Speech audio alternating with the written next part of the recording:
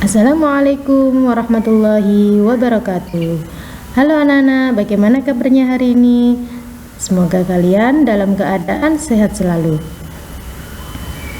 Anak-anak, hari ini kita akan belajar lagi mata pelajaran Al-Quran Hadis. Semoga kalian tetap semangat untuk menerima materi ini. Yang kita pelajari yaitu masih di bab 2, yaitu surah Al-Kautsar dan Al-Kafirun. Bu Abidah, di sini Bu Abidah akan sedikit mengulang pelajaran kemarin, yaitu tentang surah Al-Kautsar. Masih ingatkah kalian surah Al-Kautsar? Jadi surah Al-Kautsar itu surah yang ke-108. Surah Al-Kautsar itu terdiri dari 3 ayat. Dan surah Al-Kautsar turun setelah surat Al-Adiyat. Surah Al-Kautsar itu turun di kota Mekah atau tergolong surat Makkiyah. Dan surah Al-Kautsar merupakan surat yang terpendek dalam Al-Quran. Surah Al-Kautsar itu terdiri dari 3 ayat. Jadi anak-anak, surah Al-Kautsar kemarin menerangkan tentang nikmat Allah yang sangat banyak. Dan surat Al-Kautsar juga berisi perintah Allah kepada manusia supaya pandai bersyukur. Jadi kalian ketika diberikan nikmat kepada Allah, pandai-pandailah kalian bersyukur kepada Allah. Dan sekarang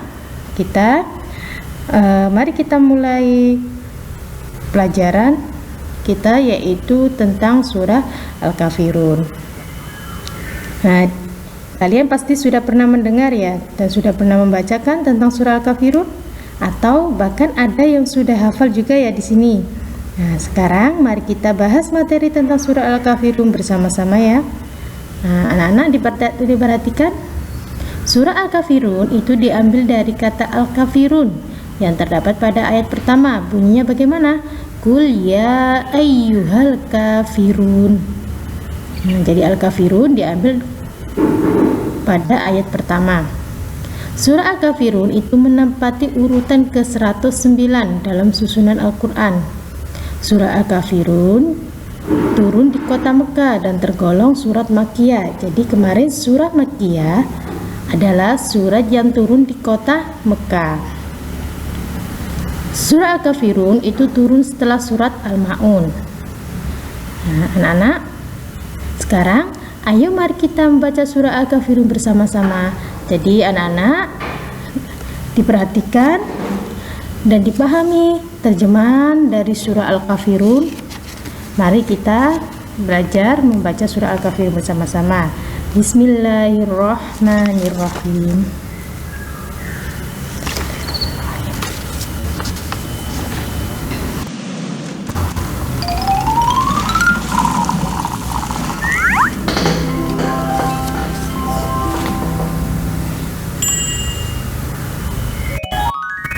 Surah Al-Kafirun.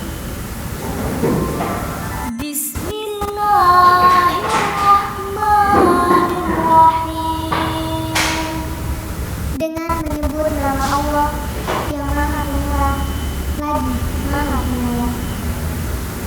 Qul ya ayyuhal kafirun. Katakanlah, hai orang-orang kafir. Nah, di sini anak-anak, terjemahnya pertama, ayat yang pertama yaitu katakanlah hai orang-orang yang kafir. Nah, di sini yang dipanggil adalah orang-orang kafir. Siapakah orang kafir? Orang-orang kafir itu, jadi orang kafir adalah orang yang menyembah Tuhan tetapi bukan kepada Allah. Terus kepada siapa, Bu? Yaitu kepada berhala. Jadi dulu pada zaman Nabi Ibrahim ada suatu kaum yang dimana kaumnya adalah kaum yang menyembah berhala, menyembah patung. Nah, karena itu anak-anak, kita adalah bukan bagian orang kafir. Semoga kita tetap taat kepada Allah, yaitu agama Islam. Kita lanjut ayat yang kedua, anak-anak. La a'budu ma ta'budun. Aku tidak akan menyembah apa yang kamu sembah. Nah, di sini aku tidak akan menyembah apa yang kamu sembah. Jadi kita tidak akan menyembah apa yang mereka sembah. Yang mereka sembah tadi itu apa? Yaitu patung. Jadi kita tidak akan menyembah patung. Mari kita lanjut ayat yang ketiga. Wala antum abiduna ma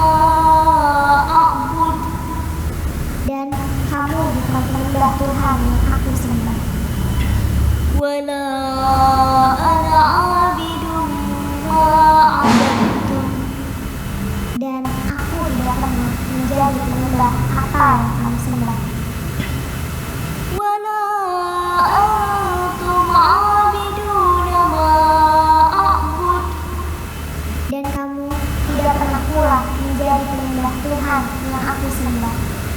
لكم دينكم ولي دين.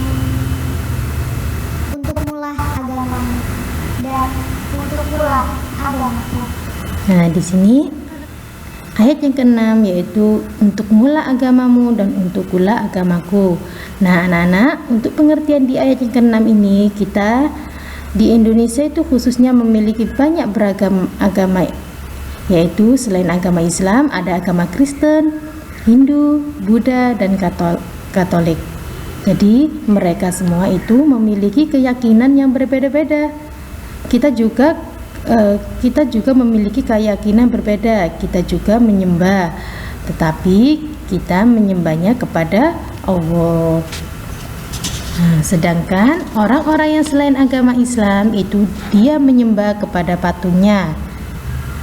Jadi anak-anak ingat ya. Tetapi anak-anak harus ingat, nah, kita agama yang memiliki rasa toleransi, harus saling menghargai agama lain, tidak boleh saling bertengkar. Kita tetap saudara meskipun kita berbeda keyakinan. Nah, anak-anak sudah mengerti itu bunyi surah Al-Kafirun dan terjemahnya. Sekarang surah Al-Kafirun itu berisi tentang apa sih? Nah, tadi sudah Bu Abida jelaskan, surat Al-Kafirun itu berisi tentang perintah agar kita menyembah Allah, bukan menyembah berhala seperti yang disembah orang kafir. Nah, sekarang anak-anak, di setiap apapun yang kita lakukan di dunia ini pasti akan mendapat balasan dari Allah. Begitu juga dengan orang-orang kafir, orang yang menyembah patung, mereka akan mendapat balasan di akhirat. Balasannya itu apa? Jadi orang yang menyembah patung itu dia akan mendapat balasan di akhirat, yaitu masuk neraka. Lalu ketika kita menyembah kepada Allah, kita berdoa kepada Allah, maka balasan yang kita dapatkan yaitu kita akan mendapatkan apa balasannya? Masuk surga. Nah, di sini siapa yang mau masuk surga? Semua pasti mau masuk surga ya. Nah, kenapa anak-anak? Karena di dalam surga itu kita bisa mendapatkan kenikmatan-kenikmatan yang benar-benar betul belum pernah kita dapatkan. Jadi anak-anak, kalian kalau ingin masuk surga, kalian harus mentaati perintah Allah. Perintah Allah itu yang bagaimana? Yaitu sholat, mengaji, berbakti kepada orang tua, berbuat baik kepada sesama manusia. Nah, itu harus kalian lakukan agar supaya kalian mendapat kunci untuk masuk surga. Itu anak-anak sedikit penjelasan tentang surah Al-Kafirun. Sudah paham? Nah, sampai di sini yang Bu Abida jelaskan, semoga bermanfaat buat kalian dan bisa kalian pahami. Saya akhiri, assalamualaikum warahmatullahi wabarakatuh.